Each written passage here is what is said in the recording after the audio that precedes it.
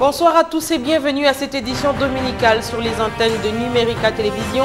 La principale nouvelle de ce soir, de l'actualité immédiate, la sortie de Raphaël Katebe Katoto qui fait l'effet d'une bombe. Etienne Tshisekedi n'a jamais confié une quelconque correspondance dans laquelle il aurait désigné un premier ministre du Rassemblement. Et pour commenter les événements de la semaine écoulée, donc avec nous sur ce plateau, le député national Grégoire Kiro, élu de Béni dans le Nord Kivu pour le compte du RCD KML, parti membre de l'alternance pour la République. Messieurs le député, bonsoir. D'office, vous êtes du Rassemblement. Absolument. Avec vous, on va commenter l'actualité de la semaine, mais également cette question de Raphaël Katebe Katoto, puisque vous êtes vous-même membre d'une commission de discipline, laquelle? Oui, c'est vrai. C'est vrai que je suis membre de la commission qui a été mise sur pied pour entendre M. Raphaël Katebe Katoto. Et voilà, nous n'avons pas encore rendu nos conclusions. Voilà pourquoi je ne saurais pas m'étendre beaucoup sur le sujet. On va en parler tout à l'heure. Et la deuxième partie de ce journal sera consacrée à l'actualité de la semaine. Mais je vous le disais en ouverture, Raphaël Katebe Katoto est enfin sorti de son silence 2 semaines après son arrivée à Kinshasa. Dans une communication aux médias, celui qui est donné dans l'opinion comme l'initiateur et le financier de l'accord de Genval a cherché à éclaircir les zones d'ombre sur ses relations avec son frère Moïse Katumbi jusqu'à la mort d'Etienne Tshisekedi, en passant par l'impératif de conserver l'unité du rassemblement. Les détails dans ce reportage sur les images de Doudou Kassouba. De ses prises des positions depuis la Belgique, Raphaël Katebe Katoto est resté constant. Etienne Tshisekedi ne m'a jamais dit qu'il proposait un seul Premier ministre, dit-il. Vous avez suivi, nous traversons une période de turbulence où tout le monde veut se positionner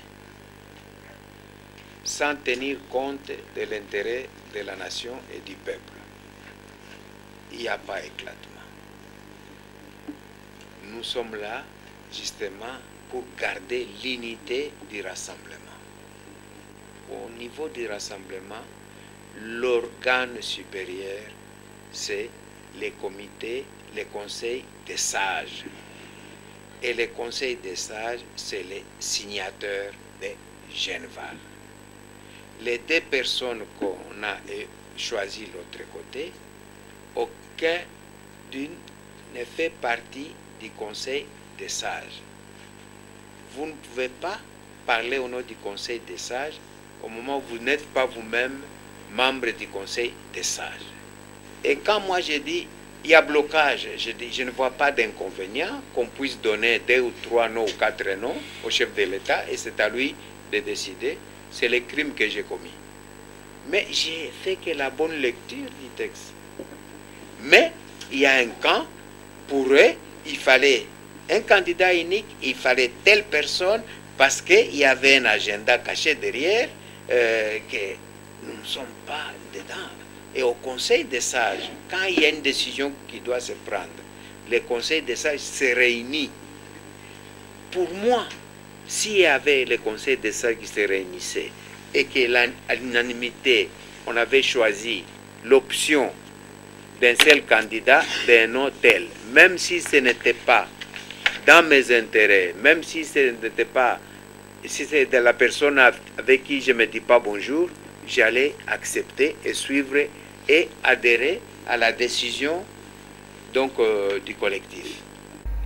Comme piste de solution face à la crise qui s'écoule au rassemblement, l'homme d'affaires Katangé propose l'implication des évêques. Pour moi, comme il y a eu l'accord, il y a eu l'opposition, les rassemblements, et il y a la majorité présidentielle. Au milieu, il y a l'arbitre, la Synco. Donc, moi j'ai fait appel à la sagesse de la Synco d'inviter, puisque le problème c'est quand quelqu'un parlait que le blocage n'est pas au rassemblement, mais le blocage est là, que la Synco invite le signateur, les membres du conseil des sages d'origine, donc du départ de Genval, qui les mettent ensemble pour arriver à garder l'unité du rassemblement. Et à la question pour le moins gênante de savoir s'il est pour quelque chose dans la mort d'Étienne Tshisekedi, qu'il aurait empoisonné, l'homme d'affaires s'est longuement apaisanti sur la question. Il balaie du revers de la main ce qu'il qualifie de racontard. La suite de ce point de presse dans nos prochaines éditions, notamment demain et 13h et 19h. Arrêté vendredi dernier dans la soirée, le député national, vous le savez, Némoine Nsemi, a passé sa première nuit à la prison centrale de Makala. Des sources pénitentiaires confirment que le leader du mouvement Bundu Diamayala se trouve dans sa cellule depuis hier samedi. Pour rappel, ce leader politico-religieux est recherché par la justice pour outrage au chef de l'État et incitation à la violence. Monsieur le député Kiro, il fallait en fin de compte faire taire cette affaire de Némoine Nsemi. Il fallait quand même y arriver par là, par mettre la main sur lui et qu'il réponde de ses actes. Incitation à la haine tribale, c'est quand même grave ça. Mettre la main sur lui, je n'en disconviens pas. Moi, c'est la méthode qui m'a pour le moins surpris parce que Némoine Nsemi, c'est un député national. Et je n'ai pas compris pourquoi il a fallu tout cet arsenal militaire pour aller encercler sa maison et l'attaquer, la prendre d'assaut pratiquement. Est-ce que toutes les procédures avaient été épuisées? Ça veut dire le convoquer par exemple. Est-ce qu'il avait été convoqué devant la justice? Est-ce qu'il fallait absolument qu'on donne l'assaut à sa résidence à 12 h, en plein midi, alors que le périmètre est rempli d'écoles? Il y a, je rappelle, l'école Nyonta dans les parages, il y a Batela, il y a, je crois, le Figuier et bien d'autres écoles. Bon, je ne sais pas, moi c'est la méthode, méthode forte là, qui m'étonne un peu. Je crois qu'on aurait pu le convoquer et puis voilà. Le convoquer alors qu'il ne s'y rend pas, alors qu'il prend en otage des Congolais à l'intérieur. Pas d'eau, pas de courant, il fallait laisser tous ces gens mourir à l'intérieur. Pas d'eau, pas de courant, c'était pas de son fait, je crois. C'est pas lui qui a coupé l'eau et l'électricité. En fait, c'était une manière de le contraindre je crois qu'on aurait pu le convoquer, juste. Je doute qu'on l'ait convoqué. Revenons maintenant à l'essentiel de nos discussions. L'actualité est aussi marquée par cette crise qui secoue le rassemblement, il faut le reconnaître. On a plusieurs branches du rassemblement, chacun avec son président du comité du conseil des sages du rassemblement. En une phrase, si on vous demandait de résumer la situation actuelle du rassemblement, que direz-vous? Y a-t-il crise ou pas crise au sein du rassemblement? Il y a une tempête dans un verre d'eau au rassemblement. Parce que le rassemblement, en ce qui concerne ses principales composantes, ses principales forces, restent intactes. Il n'y a qu'une mini-dissidence concernant essentiellement la dynamique de l'opposition, la dynamique dont tout le monde sait qu'elle est elle-même en pleine déliquescence et qui ne fera certainement pas long feu parce qu'elle n'a pas pu drainer suffisamment de monde, suffisamment de force politique derrière elle. Donc je crois que c'est une dissidence qui est téléguidée par la majorité présidentielle et voilà, je crois qu'il n'y a pas grand-chose. D'ailleurs, de façon simple, je dirais même qu'en ce qui concerne le rassemblement, c'est un bon débarras parce que maintenant nous savons qui est qui. Nous voulons rester entre personnalités, entre partis politiques, entre composantes qui ont un même objectif clair. Kiro, monsieur le député, mais ce n'est pas responsable de dire bon débarras.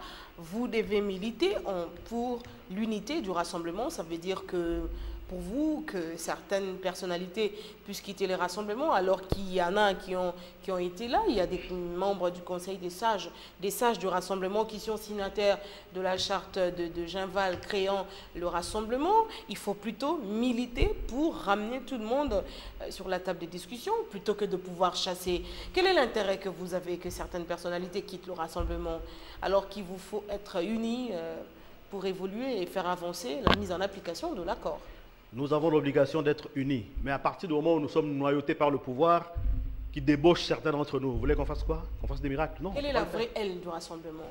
Mais la vraie aile du rassemblement, c'est la seule aile du rassemblement, c'est celle qui a décidé de porter à la tête de celui-ci M. Félix Tshisekedi et qui a décidé de porter M. Pierre Lumbi à la tête du comité des sages. Pour ceux qui n'ont pas désigné Félix Tshisekedi et Pierre Lumbi, on met en avant-plan le fait que ce sont des désignations faites dans l'irrégularité. L'organe suprême du rassemblement, c'est le Conseil de sages, et vous désignez ceux qui ne sont pas membres du Conseil des sages du rassemblement. C'est ça tous les péchés. On ne dit pas, il n'est pas dit que ceux qui doivent animer le rassemblement doivent absolument être membres du Conseil des sages. Ce n'est dit nulle part.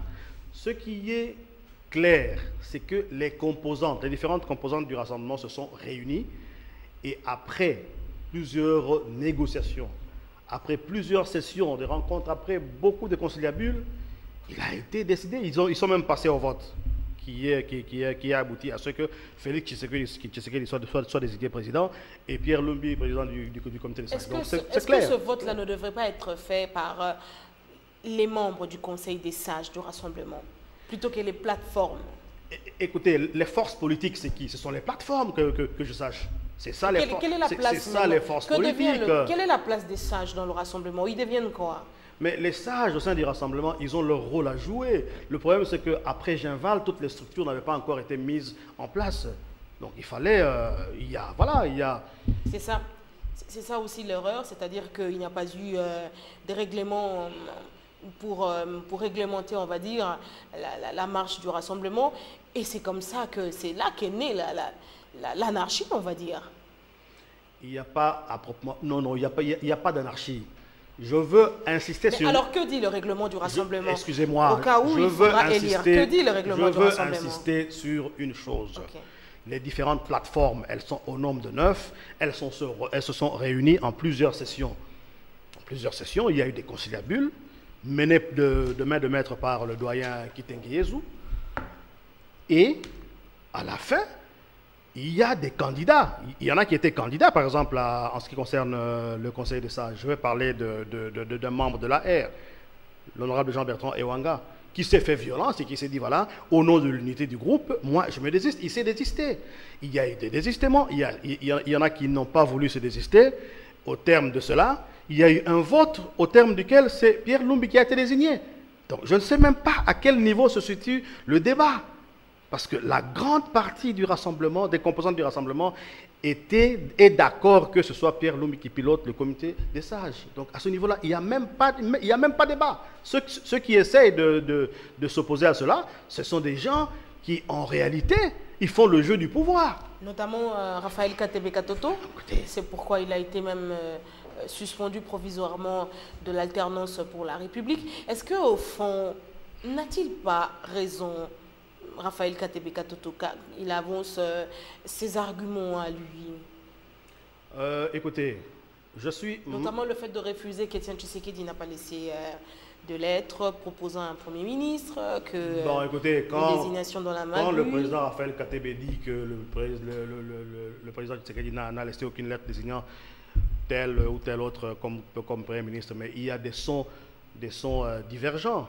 Il y a plusieurs sources qui affirment le contraire. Donc, en ce qui concerne le président Raphaël Katebe Katoto, il est sous le coup d'une action disciplinaire au sein de l'alternance pour la République. Et il a même été entendu sur PV. Vous attendez quoi pour rendre le verdict? Il y a un PV qui a été dressé. Il y a maintenant un rapport qui est en train d'être confectionné. Ce rapport sera remis sous peu. Ce rapport déjà, depuis qu'il a été entendu, ça fait plus de 2 semaines. Qu'est-ce que vous attendez? Ça ne fait pas 2 semaines. Il faut attendre un mois encore avant? Non. C'est pratiquement prêt. Il y a juste un petit problème, comment dirais-je, un petit problème d'agenda. Pourquoi vous n'arrivez pas à le sanctionner? Écoutez, sanctionner, c'est la conférence des présidents de l'alternance pour la République qui est habilitée à prendre une décision par rapport à ce cas-là. Et la conférence de présidents ne va se réunir pour prendre une décision que quand elle sera en possession du rapport. Et ça, mais ce rapport attendra combien de temps? Le rapport, ça se fait en une journée, en une demi-journée. C'est incessamment. On signe le rapport et les procès-verbaux. Ça sera fait mais pourquoi ça traîne? Ça ne traîne pas, madame. C'est l'aspect homme d'affaires qui vous tient un peu. Pourquoi? La corde au cou. Comment ça? Parce qu'on dit que face à l'espèce sonnante et trébuchante, ma foi, même les papes, parfois, oh, j'exagère, même les hommes des dieux. Écoutez, je considère cela comme une insulte.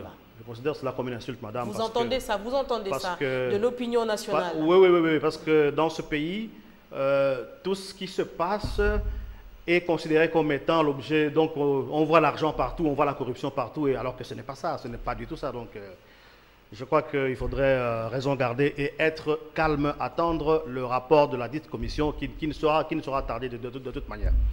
À présent, retour sur les points marquants de l'actualité au cours de la semaine écoulée.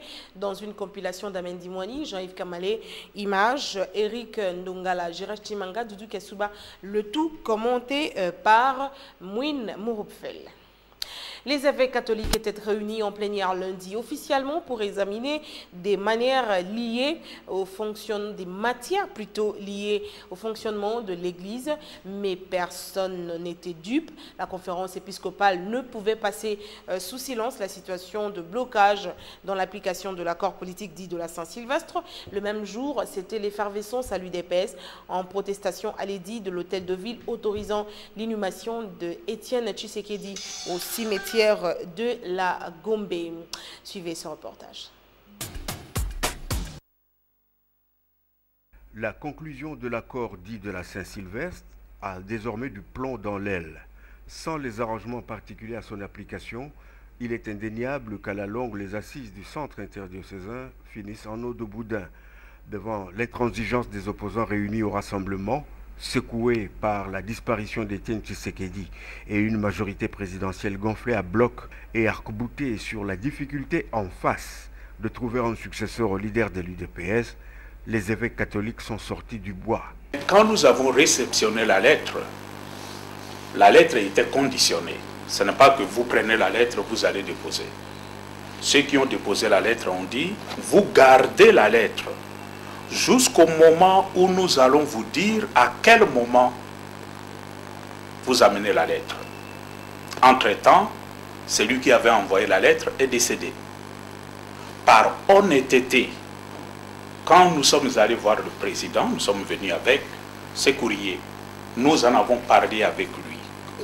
Il a réceptionné et il nous a dit, je prends par respect pour vous, mais je ne vais pas la garder.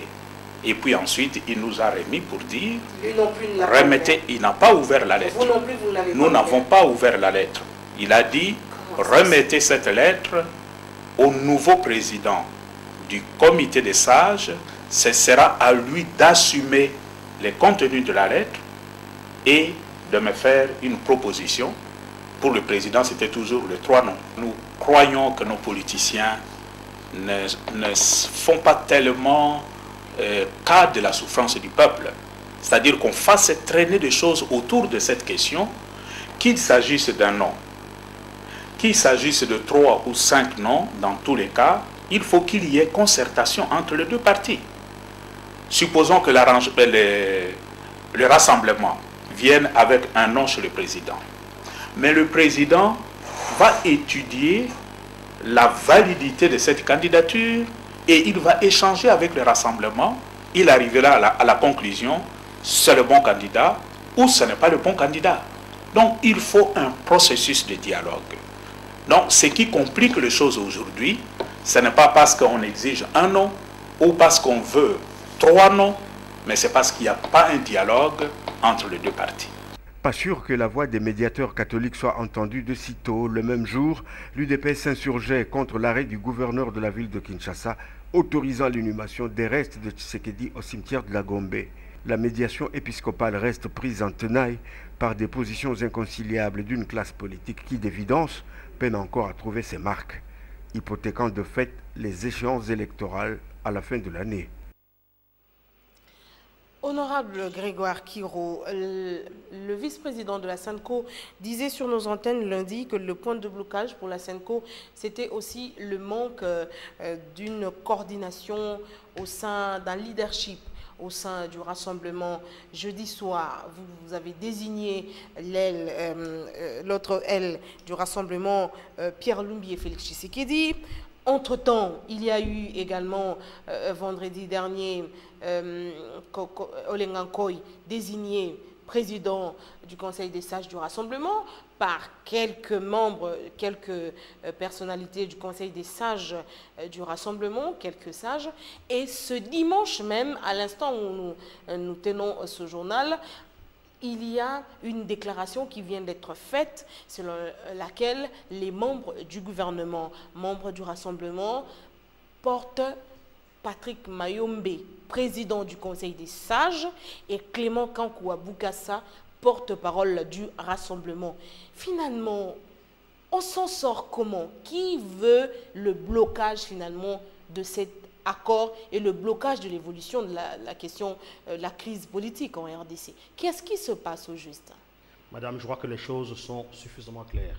Quand vous regardez la manière dont les événements se succèdent, il y a clairement une volonté manifeste de la part de la majorité présidentielle de provoquer des blocages à tous les niveaux. Les choses sont claires. Le rassemblement a pu dégager un leadership pour remplacer celui de Étienne Tshisekedi, paix à son âme. Nous sommes pratiquement 95%, 97% des forces en présence qui désignent Félix Tshisekedi et Pierre Lumbi pour mener le bateau rassemblement à bon port. Et qu'est-ce qu'on voit? Il y a une petite frange, 2, 3, 4%, qui se réveille un beau matin pour aller désigner Olenga Nkoy sur l'avenue de l'enseignement. Et aujourd'hui, comme vous le dites, il y a maintenant un autre groupe, c'est-à-dire les membres du gouvernement qui étaient à Genval, tout ça, qui disent, voilà, nous aussi, nous avons un rassemblement à nous. Mais à qui profite le crime? Il n'y a que la majorité qui voudrait que l'accord ne soit pas appliqué et qui tire les ficelles dans le camp des frondeurs du rassemblement, ainsi que dans le camp de ceux qui sont au gouvernement. Les choses sont claires. Le problème, madame, c'est que ce n'est pas aussi du côté du rassemblement, vous voyez le diable partout. Vous-même aussi, finalement beaucoup d'ambition. Et c'est la guerre de positionnement personnel. Mais madame, je vous ai dit tantôt qu'il y a au moins 95 à 97% des forces politiques du rassemblement qui sont derrière Félix Tshisekedi et Pierre Lumbi. Et que les autres là, c'est des gens qui sont manipulés par la majorité présidentielle pour provoquer le blocage. Point barre. Il n'y a pas autre chose que ça. Mardi était jour d'élection à l'Union nationale des démocrates fédéralistes. Il s'agissait de trouver un successeur au fondateur du parti, Charles Mwando Simba, disparu en novembre 2016. Sans surprise, c'est le fils et député national Christian Mwando qui l'a emporté au cours d'un scrutin au cours duquel tout semblait jouer d'avance. L'UNADEF, faut-il le rappeler, est membre du Rassemblement et de l'opposition. Le commentaire.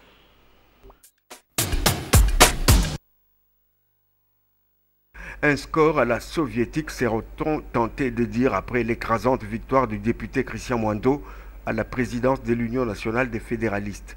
Dans la salle paroissiale de Sainte-Anne-Bondé, une voie royale était ouverte au successeur du fondateur du parti, Charles Mwando Simba, décédé en novembre dernier. Je mesure avec gravité et lucidité la responsabilité que vous m'avez confiée en ce jour. Je mesure également votre confiance et je la reçois non pas comme un poids, mais comme un élan. J'aurai l'honneur de pouvoir incarner, après le président Charles Mwando, vos attentes de progrès, vos espoirs de justice, et je veux embrasser le chemin qu'il a tracé. Je fais ainsi le pari de la continuité et du développement de notre parti. Et je m'engage à poursuivre avec notre parti selon ses convictions et ses fondamentaux. Ces premières pensées vont à l'UDPS et au Rassemblement. Camarades, ayant évoqué le Rassemblement, je rends hommage ici au docteur Étienne Tshisekedi pour le combat qu'il a mené pour la démocratie. Au sein des partis politiques congolais, tout comme dans les églises indépendantes, la succession se transmet d'ordinaire dans le cercle familial. Le mérite de l'UNADEF réside dans le fait d'avoir au moins organisé une élection, même si pour le nouveau président Christian Mwando, c'était couru d'avance. Et mercredi, la tension n'était pas tombée à la 11e rue Limité, où les militants de l'UDPS continuaient à protester contre le projet d'inhumer Étienne Tshisekedi Wamulumba à la Gombe. Vous entendrez le chargé des obsèques, mais aussi le point de vue d'un jeune politicien sur la question de la survie des partis politiques à la disparition de leur fondateur. Reportage.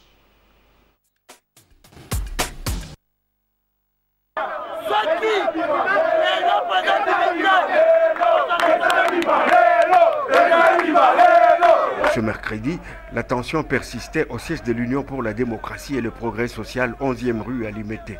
L'édit du gouverneur de Kinshasa autorisant l'érection de la sépulture d'Étienne Tshisekedi au cimetière de la Gombe est à la base de la levée des boucliers des combattants chauffés à blanc. L'annonce dans la foulée de la date du rapatriement au pays des restes du président de l'UDPS n'a pas apaisé les esprits, loin de là, et l'optimisme tout relatif du secrétaire général adjoint chargé de l'organisation des obsèques n'y change rien du tout. Le corps sera enterré dans ce site provisoire qui nous est donné, qui nous a été attribué par Kimbuta, le gouverneur de la ville. Et puis après, il y aura un nouveau gouvernement qui sera nommé par M. Kabila. Et c'est ce gouvernement-là qui va s'occuper de l'enterrement définitif et du site dans lequel sera construit le mausolée. Son corps sera accompagné jusqu'à la permanence qui sera le premier stop. Et après la permanence, je crois qu'on fera plus ou moins 45 ou 1 heure de temps, 45 minutes ou 1 heure de temps au niveau de la permanence. Puis après la permanence, nous irons à la résidence où le corps va passer peut-être 30 minutes. Et après la résidence, vous savez que le président fut Premier ministre et le corps va aller à la primature. Et nous pensons qu'après la primature, le corps sera finalement exposé au niveau du palais du peuple. Bon, le président Joseph Kabila, je crois que parce que nous nous attachions aux accords, il est là jusqu'au mois de décembre. Nous l'acceptons au niveau de l'UDPS et nous l'acceptons, le peuple congolais l'accepte jusqu'au mois de décembre. Et il peut venir en tant que président de la République. Et je crois qu'il sera le bienvenu. Mais ceux qui savent, ça je le dis ouvertement, ceux qui savent qu'ils ont trahi le parti, je crois qu'on ne pourra pas, au niveau du parti, assurer leur sécurité. La quasi-confusion qui règne à l'UDPS est emblématique de l'équation face à laquelle les partis politiques confondus avec des individus se trouvent confrontés quand vient l'heure des réformes de fond. Écoutez à ce propos Adam Tchalwe Munkoutou, le coordonnateur national de la jeunesse de la majorité présidentielle, était l'invité de l'émission Transition de Mouine Mourobefel. L'UDPS a le devoir historique, selon Pascal Deluit, de devenir réellement un parti politique. Un parti politique réellement, selon le politologue belge, c'est le parti qui vit au-delà de son fondateur.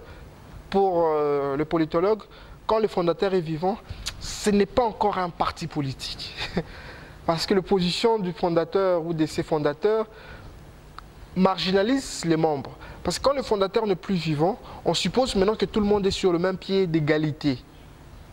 C'est la démocratie interne qui règne. Et là, c'est de vrais partis politiques.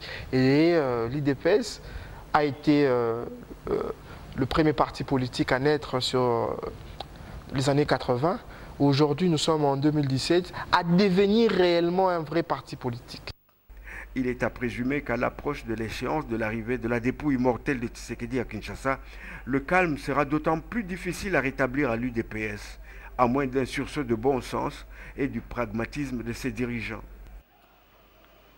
Et puis fumée blanche dans la soirée de jeudi au siège du rassemblement qui se trouve être la résidence privée de Feu Tshisekedi. Consensus atteint au bout de plusieurs heures de tractations qui ont abouti à la désignation des animateurs des structures du mouvement né des assises de Jean-Val. Félix Tshisekedi Tshilombo prend la tête du rassemblement et Pierre Lumbi au Congo présidera dorénavant le Conseil des sages.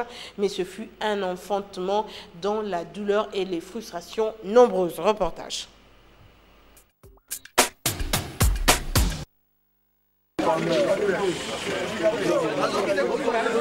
Ambiance électrique, jeudi soir, au siège du rassemblement. La désignation du président du comité des sages et du président de la plateforme se déroule dans la douleur. Dans la cour, des combattants nerveux qui veulent tout savoir des tractations dans la salle. À l'intérieur, des frustrations se donnent libre cours. Certains n'hésitent pas à l'exprimer comme le docteur Kabamba du G14. Il donne de la voix, mais réaffirme malgré tout son appartenance au rassemblement et sa détermination à lutter de l'intérieur afin d'obtenir des réformes des structures post-Tshisekedi. Apprendre cette nuit que la candidature du G14 est arrivée en retard, alors qu'il n'y a aucun écrit et que nous avons des accusés de réception du dépôt de notre candidature, ça dépasse tout entendement. Le G14 ne se sent pas concerné par rapport à cette messe passe qui est en train de se passer ici et nous sommes obligés de partir.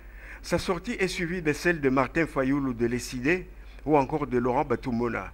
Mais si le consensus autour de Félix Tshisekedi ne souffre pas d'une contestation majeure, celle de Pierre Lumbi à la tête du Conseil national des suivis de l'accord a sérieusement secoué le cocotier. Principal grief retenu contre l'ancien conseiller spécial du chef de l'État, c'était un opposant de trop fraîche date. Pour certains, c'est le cheval de Troie parfait. Vers 23h30, la déclaration finale du modérateur ne soulève pas de passion.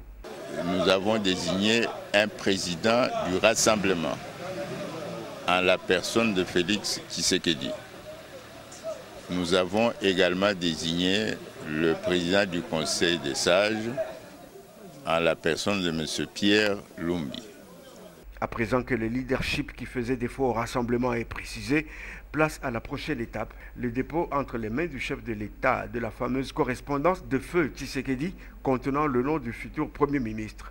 Et là, c'était notre dossier explosif. Et tout naturellement, la désignation du leadership du rassemblement réjouit la Sanco. Les évêques sont aux anges, si l'on peut le dire. D'autant plus que désormais, la voie est ouverte pour la signature de l'arrangement particulier à l'accord du 31 décembre 2016. Dans la soirée de ce vendredi, ils recevaient d'ailleurs Félix Tshisekedi et Pierre Lumbi. Mais coup de théâtre en fin d'après-midi au siège de FONUS. Un groupe d'opposants rejetait les décisions de l'IMET, désignant dans la foulée Joseph Olenga Koy, président du rassemblement. Suivez ce condensé.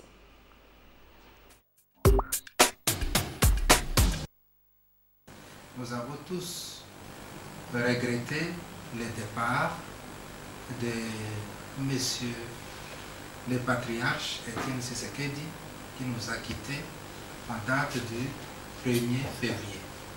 Avec ce départ vers la Maison Céleste, les rassemblements comme composantes et parties prenantes de dialogue, de négociations directes des centres interdiocésains manquaient son autorité morale.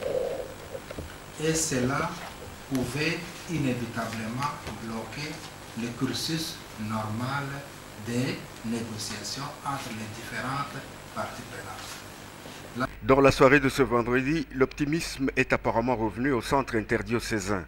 Les heureux promis du rassemblement sont tous présents. Nous venons plutôt de remettre aux évêques l'acte officiel de la restructuration du rassemblement. Et en échange, les évêques nous ont remis la lettre qu'ils avaient reçue du défunt président Étienne Tshisekedi, la lettre qui est destinée au président de la République et que nous allons rencontrer prochainement, nous l'espérons, parce que nous allons maintenant demander à le voir pour lui remettre officiellement cette lettre-là. Au même moment, au siège des FONUS à Kassavubu, un son discordant. tremblement de terre ou simple coup d'épée dans l'eau, on en jugera. A remarquer la présence de quelques sociétaires de l'accord de Jean Val, mais aussi toute particulière de Bruno Tchibala, jusqu'à il y a peu l'un des secrétaires généraux adjoints de l'UDPS. Et c'est lui qui se fend de la lecture de la déclaration coupe-gorge. Quand on se donne, quand on est une organisation, on se donne les règles, il faut les respecter. Ce qui s'est passé hier, c'était inadmissible. Nous venons de faire la réaction pour amener tout le monde à respecter l'acte d'engagement qui, à ce stade, régit les fonctionnements du rassemblement. En attendant que nous puissions avoir le règlement d'ordre intérieur, on ne pouvait pas se permettre ce que l'on a fait. Nous avions estimé qu'on avait franchi le Rubicon. Il fallait rappeler tout le monde à l'ordre. C'est ce que nous venons de faire. Nous pensons que nous devons être justes. Après la mort de M. Etienne Tshisekedi, ne sera pas comme avant la mort de M. Etienne Tshisekedi. C'est pourquoi nous disons, les compatriotes congolais ne peuvent pas prendre la lutte de M. Etienne Tshisekedi et donner ça à Pierre Lumbi. La succession d'Etienne Tshisekedi, c'est une honte pour la République et pour les partis. Mais, monsieur le député Kiro, finalement, il y a à boire et à manger. Toutes ces personnalités, vous n'allez pas quand même les laisser partir comme ça du rassemblement. Il faudrait convoquer une réunion, peut-être d'urgence, ou faire un peu de pédagogie pour que tous reviennent à la case de départ et que vous évoluez ensemble. En politique, toutes les voix comptent. Écoutez, et en démocratie.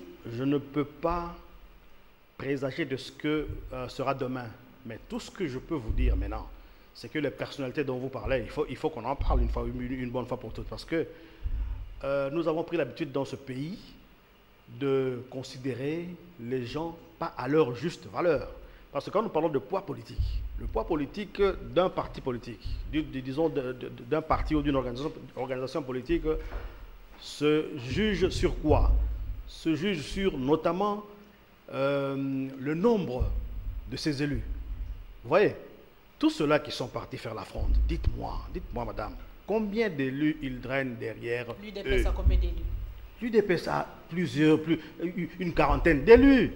Mais non, c'est pas ça le problème. Le problème, c'est la capacité de faire élire des candidats. Cette capacité au sein de l'UDPS, elle reste intacte. Okay. Elle a été capable de nous faire élire, j'ai eu une quarantaine de députés. Okay. Mais les autres là qui sont partis représentent quoi entre nous? Citez-les si vous voulez. On va y aller un à un par un. Qui représente quoi? Parce que finalement, il faut qu'on cesse avec cette manie de considérer que des personnalités qui ont été forgées par vous, les médias, à coup d'interview, à coup de ceci, à coup de cela, vous considérez qu'elles deviennent subitement importantes, alors que parmi ces personnalités-là, il y en a qui sont incapables de se faire élire. Il y en a qui ont été candidats députés en 2006, en 2011, sans succès, avec des scores ridicules, moins de 200 voix pour certains, c'est connu. Mais on dit aujourd'hui que ce sont des personnalités comment dire, de premier plan. Ah non, c'est faux. Je ne vais pas citer des noms ici, mais parmi ces gens-là, il y a des gens dont je me dis, mais celui-là, à part les médias, à part la présence dans les médias, qu'est-ce qu'ils représentent sur terrain? Rien du tout. Donc il faut vraiment qu'on revienne à ce débat-là. Il faut qu'on revienne à ce débat. On va terminer cette page rétrospective, on va conclure avec vous de l'actualité par le café politique hebdomadaire du Parti du Peuple pour la Reconstruction et la Démocratie, le PPRD, qui entendait les rapports des diverses missions réalisées par ses cadres dans différentes provinces.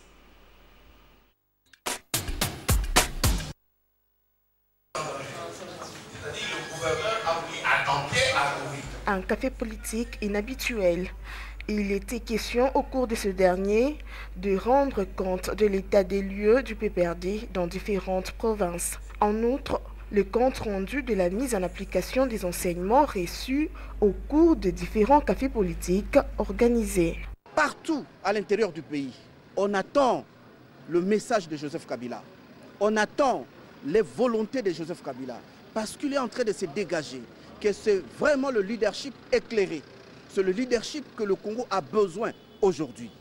C'est pour cela que nous avons décidé, à l'issue de ces rapports, que le PPRD, encore une fois, devra se mobiliser et se vertuer à l'intérieur du pays afin de rencontrer les besoins des populations congolaises, des Interlandes, parce que cette population a besoin de la philosophie et de la pensée de Joseph Kabila. L'objectif principal de toutes ces missions a été la sensibilisation des militants à l'enrôlement massif et l'adhésion des nouveaux membres. Chaque groupe a eu à restituer ses missions lui confiées. Il s'est agi de l'équipe du Sud Kivu, du Nord Kivu et de l'Équateur. Il est ressorti de cette restitution qu'à l'Équateur, le PPRD n'est pas un parti au pouvoir, mais de l'opposition. Quant au Nord Kivu, le manque de leadership au niveau provincial et national. Et au Sud Kivu, Louise Munga nous fait le point. En plus, on a profité de cette mission, comme c'est une période d'enrôlement, pour faire la campagne de sensibilisation pour l'enrôlement. Comme vous le savez, le parti a besoin de beaucoup de sièges. Plus nous faisons rallolement, plus les membres de nos partis s'enrôlent dans plusieurs milieux, nous pouvons ainsi espérer obtenir plusieurs sièges au moment des élections. Ces missions ont permis aux cadres et membres du PPRD l'évaluation et la prise de connaissance du vrai état de lieu de ce parti. Monsieur le député Kiro, maintenant que la structure du rassemblement est connue, ça veut dire que la nomination du Premier ministre ne devrait plus tarder, sinon l'envoi, la saisie du président de la République par le président du comité des sages du rassemblement quant à la nomination du futur Premier ministre. Ben, écoutez, maintenant que les choses ont été clarifiées, donc nous attendons maintenant cette étape-là. C'est à la discrétion du nouveau leadership. 3 noms? Ah non, 3 noms, pourquoi? Au terme de l'accord, il n'est pas question de présenter 3 noms, c'est un seul nom. C'est le rassemblement qui présente le nom, il n'y a pas question de 3 noms. Dans le cadre d'un arrangement particulier, notamment les modalités de la désignation, le profil, etc. Écoutez, les évêques ont évoqué le point 3.3.3 de l'accord, l'arrangement particulier. Oui, mais si nous présentons 3 ou 5 ou 7 noms, ça veut dire que celui qui sera désigné, nous allons considérer qu'il aura été approché bien avant par le pouvoir. Nous connaissons bien les méthodes de la majorité présidentielle. Nous connaissons ces méthodes. Alors dans ce cas, le président ne nomme pas, il entérine la nomination. Alors, pour la décision du rassemblement. Appelez ça comme vous voulez, en tout cas, au terme de la... Le chef de l'État n'entérine pas, c'est lui qui désigne. Au terme de la... Non, le chef de l'État est chef de l'État au terme de l'accord aussi. Le chef de l'État, il reste chef de l'État grâce à l'accord. Il faut que tout le monde se mette cela en tête. Mais cet accord dit nommé, pas entériné. Et selon votre logique, ça devient de l'entérinement. Non, c'est lui qui va formellement nommer. Mais la désignation doit se faire au sein du rassemblement. Et il le sait bien. Quand il parle de 3 ou bien de plusieurs candidatures, ça veut dire qu'il veut simplement bloquer. Il veut qu'il y ait blocage tout simplement. Blocage pour l'intérêt de qui? Pour l'intérêt de la majorité, comme il s'imagine, parce qu'il s'imagine que si l'accord n'est pas appliqué... Une majorité qui se prépare déjà pour aller aux élections? Ah non, vous trompez madame.